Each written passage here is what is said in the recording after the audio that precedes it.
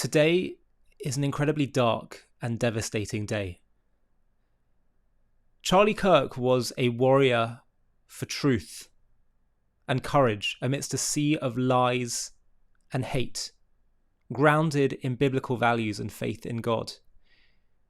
He's not just someone that I knew from his videos and speeches and debates, but he's someone that I actually had the fortune of knowing personally. I've known Charlie actually for almost a decade, and being based in the UK, I helped bring over his projects to the UK, and that's how we got to know each other over the years. We literally just exchanged a message just a few weeks ago. I want to tell you a bit about Charlie and pay tribute to him. And this is devastating on so many levels. Personally, for his family, his wife, Erica, his 2 kids, who now no longer have a husband and a father. But also, on a much wider level, Charlie was one of the very few voices who was going right into the midst of the battle on college campuses and among youth culture, and exposing them to different viewpoints, to love of America, love of Bible, love of the founding values, the Judeo-Christian values of the West. And his words made sense to so many people, and he encouraged debate and discourse, and he always prioritized those who disagreed with him so he could debate them. And he had a very combative style, and I think that's part of what made his videos so engaging and entertaining, but above all else, they were educational. He created a, frankly, incomparable in size organization that educated and influenced young people towards values of personal morality, grounded in the Bible, of faith, of conservative leading values. And his big principle that I so strongly agree with was that it's not that people were opposed to his ideas, young people, it's just they're not exposed to them. He and I share that same passionate devotional belief in education as a tool of bringing so much good to the world and changing and fixing so many of the political problems that we see today. He rose to the top of political impact, and that's probably part of the reason for his assassination, which is just so shocking to me to say that. Assassinated for what? Speaking to students up and down America and the world. We brought him to British campuses. He did it wherever, and he prioritized those who disagree with him, and that's what he's been assassinated for. He couldn't be beaten in a debate, and so they had to kill him.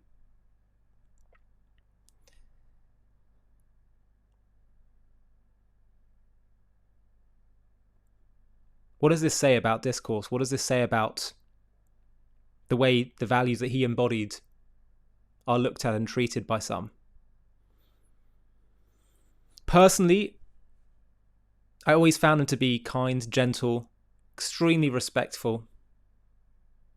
And he practiced what he preached. He really meant it. His faith really was to the very core of his being.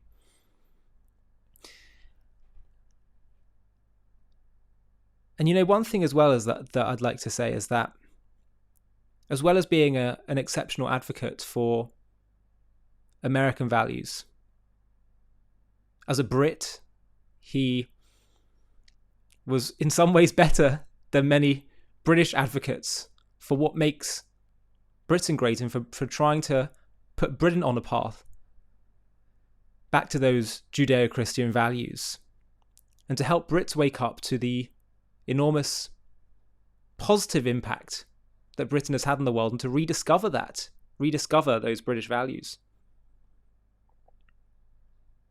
But as a Jew, he was one of the most powerful voices out there, certainly among non-Jews, that was prepared to go onto the front lines and stand up for Israel and the Jewish people. And he faced increasing pressure from a rising, still fringe, but a maybe not so fringe, rising part of the right in America that is anti-Semitic, conspiratorial. And even on campuses where he faced so much pressure to condemn Israel, and more than that, from people on his own side that were not just condemning Israel, but condemning Jews from a kind of anti-Semitic certain reading of the New Testament. And he was so well informed about debunking the way certain lines in the Talmud have been misconstrued, and anti-Semitic myths that exist on the far right. And he was a warrior. He knew that there was this pressure, and yes, I could see he was trying to manage that pressure that's rising on the fringe right. And I didn't always agree with the certain ways he went about doing that strategy, but I always knew with him that his heart was in the right place and that he was a friend and could be relied on as a friend of the Jewish people and Israel. Why did I know that? Why did I know that when so many people have changed their minds and have caved to the pressure and turned on Israel and turned on the Jewish people on all sides of the political debate? I always felt that I knew I could count on Charlie, and I'll show you why. This is a clip of him, and this was literally maybe a few months before I first met him. And I remember seeing this clip, and he was in Israel for the Jerusalem embassy opening. And the interviewer was actually pressing him on his Christian beliefs, and is that going to mean that he's potentially a bit hostile to Jews in Israel ultimately because of some of the end times beliefs. I wasn't really so comfortable seeing that being pressed on someone who had just come to Israel to stand with Israel and be present at the opening of the embassy in Jerusalem, which shows you the kind of person he was. But have a watch of his answer to this very point. You're a true believer, according to the prophecy, doesn't really end well for Jews, does it, in the rapture? Actually, Paul said in his teaching, God bless the Jews. 13 times in the New Testament. That's not what I asked. No, what do I believe is going to happen to Jews? Yeah. I don't know. It's not clear. It's not happened in the New Testament. I personally believe my theological interpretation of the Bible is that the Jews are God's chosen people forever. That means during life and after life. So yes, I believe that God's chosen people. I have to tell you, when I saw that, I knew that he's a trusted friend of the Jewish people in Israel. It's one of the most important things that I've been saying the Jewish people need to declare to the world. And the fact that he as a non-Jew understood that, it told me all I needed to know about him. Even if I didn't always agree with absolutely everything he'd do vis-a-vis Israel and whatever, I knew that ultimately his heart was in the right place and he was managing a very difficult tide of anti-Israel sentiment rising on the right in America. He loved learning about the Bible and the Torah. He said to me, his exact words that he said to me was, he said, without the Torah, you do not have America. Those were his exact words. He meant specifically the Hebrew Bible, the Old Testament, as Christians refer to it. He was deeply, deeply intelligent and well-read. And he actually just said to me 2 weeks ago, as I texted him about something, it was on a Friday, and he said Shabbat Shalom. He's not Jewish, but he actually kept the Sabbath in his own way. And I just learned now from a eulogy to him posted by Dennis Prager that he was actually in the middle of writing a book about why everyone should observe the Sabbath, because of its power to reconnect people with their family, friends, to switch off from the exceptionally fast-paced social media and technology world that we live in. And he actually said that he dedicated this book, was going to dedicate this book to Dennis Prager. This is the kind of person that he was. This is the values that he had.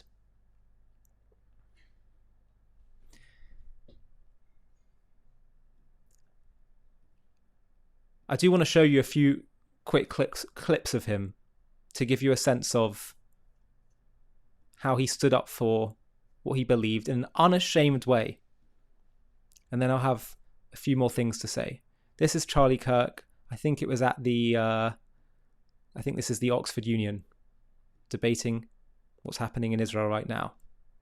Let's play it. Let me ask you, in the conflict of Israel versus Hamas, who's the good guy? I believe both Hamas and the Israeli government are evil, but I think also that there is no justification. Are they equally? There is no justification for the murder and mutilation of thousands of innocent people and children in a futile... Let's zero in on it. There is no justification, Mr. Kirk, for invading hospitals, for bombing innocent populations and dragging out a war which is damaging Israel and the West's security. You've made that point, but... Well, it's not a point, it's a moral truth, isn't it? Okay, yeah.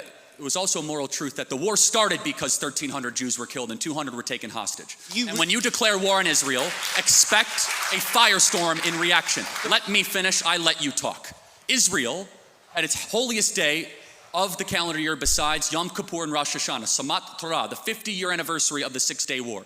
On Shabbat, Hamas invaded Israel, deciding to go recklessly to music concerts, to homes, to kibbutzes, and taking 200 plus hostages. They knew what they were doing. In one of the most cloistered urban environments on the planet, 2 million people live in a place where it's impossible to wage war. Impossible. Where they wear civilian clothing, they violate every tenet of the Geneva Convention, and the IDF, when they do something right, they get no credit. When they do life-saving surgeries of a Gazan child, they get no credit. When they drop leaflets, they get no credit. But when they happen to bomb a place where they are operating their military from, which we now know from third-party verified sources, hundreds of Hamas military operations are in mosques, schools, and hospitals. I'm sorry, the country where they were living in relative peace on October 6th, that all of a sudden we had a war and Hamas started the war. And I don't see people that were really upset about the 2 million Germans that were killed in World War II, civilians. A tragic truth of war is that civilians die.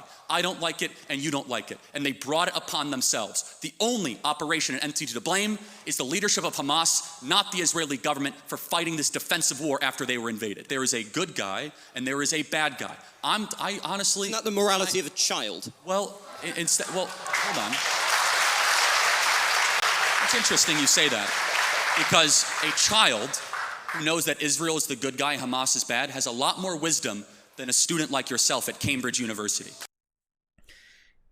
As you can see, unafraid to speak the truth, despite being among an audience and a culture that is utterly hostile to him. And as you can see, he was so quick on his feet. And that was one of the first things that struck me about him. So quick on his feet. His arguments were so well calibrated and thought through. And he was a deep thinker, and he would often reflect on his arguments and his ideas off camera.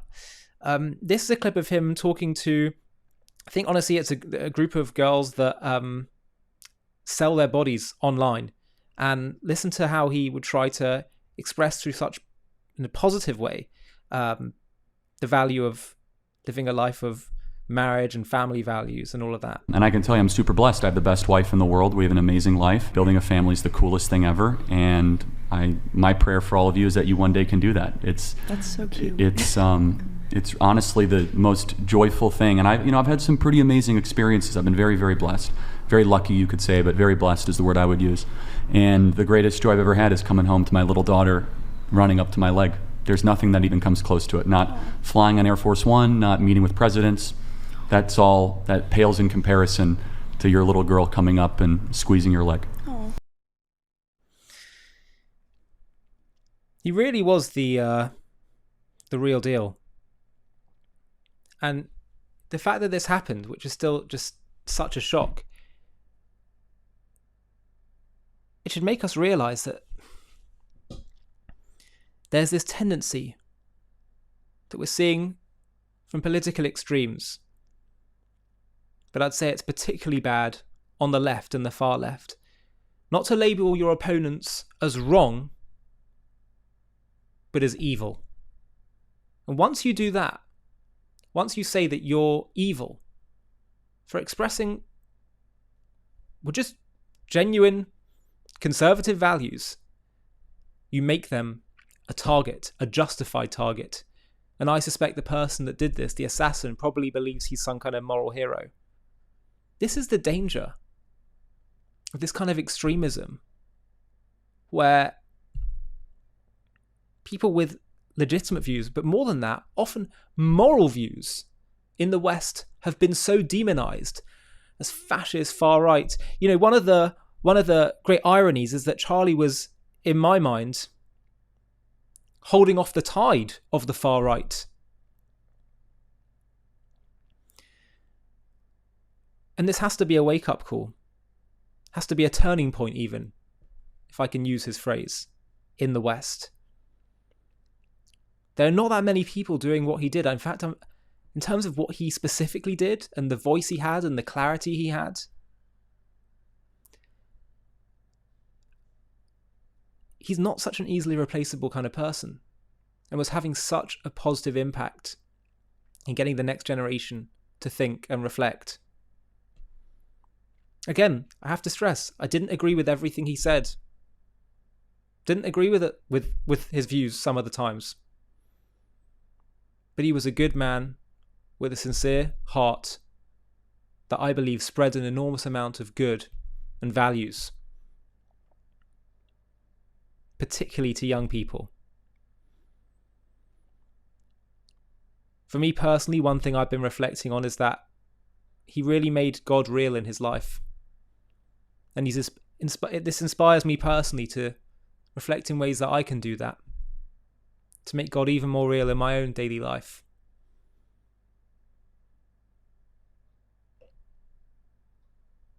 And I just wonder, because this is such a dark day,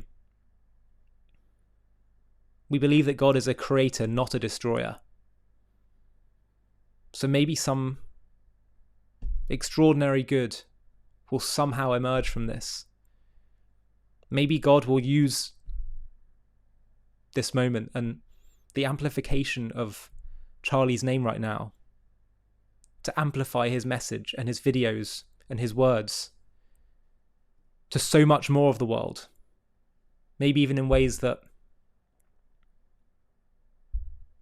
haven't happened to date. But at the end of the day, no matter how much we can console ourselves, death is always painful and something that, as Jews, we believe we should always in our hearts protest against and see as unnatural and wrong. And we believe that at the end of this world stage of darkness, once the world is restored to only goodness in the Messianic era, the souls will be restored to life. And I've no doubt that Charlie will be one of those righteous souls. He'll be back here on earth continuing to do good.